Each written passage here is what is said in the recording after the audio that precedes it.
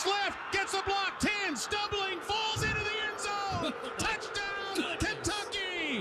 Whoa, my goodness. With Jamin, with him being the most recent, it was a longer process than people think. People see the finished product, and it was patience on his part that we had to continue to reiterate and teach him that patience to understand that it wasn't something that was going to happen overnight. He's always been an athletic, explosive guy. We could see the potential, and we could see where we envision him being able to go based off of a skill set, not only in the weight room but out on the field. But it goes back to what we said, talking him off the ledge, and coach, it's not happening as fast as I want. And there were some injuries and everything else, and so now you have to talk him through that and everything else. And so when you get a guy as skilled and as talented as he is, sometimes they often wonder, why isn't it happening for me? Oh, that's fine. A lot of times on the rack, I think we find ourselves, especially with Jamin and other guys, that first 5 minutes is basically, bringing them down, making them, hey, what's going on?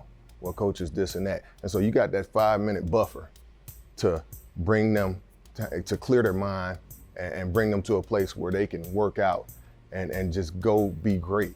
And so, with him, it was patience. The physical part of it was going to come. He's a muscular individual. We just kept lifting, and kept developing that way.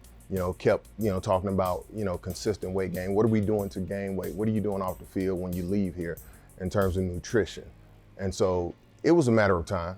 It was a matter of time. Guys like that are easy once you build them and take them through a process. It's hard to come into this facility, into this environment on a daily basis and not get better every day. Yeah. And so with him, like I said, it was more patience and physical development and continuing to grow the mindset of, hey, when you put it together, make sure you're doing this and make sure you're doing that.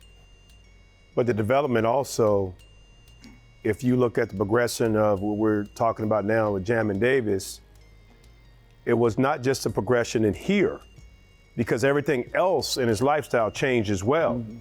Now, when he started to understand on the football field, all of a sudden now the classroom became better. His engagement in what he was doing in the classroom was a lot better. At the same token, everything from every level increased. So when a guy sets foot on campus, there has to be a buy-in at all levels. Okay, so when you get that buy-in at all levels, you're gonna see that athlete soar. Okay, so now you have to, as Coach Ralph alluded to, you got to be able to navigate college life. And like I said again, our job is not just to usher guys into here, into, bigger, stronger, faster, higher, however you want to say it. Our job is to help men to be able to go out there, and the quote you used was to be able to critically think and to be able to apply it in adverse and chaotic situations. That's it. And some guys get it a little bit earlier than others, but you cannot walk in here and not get better.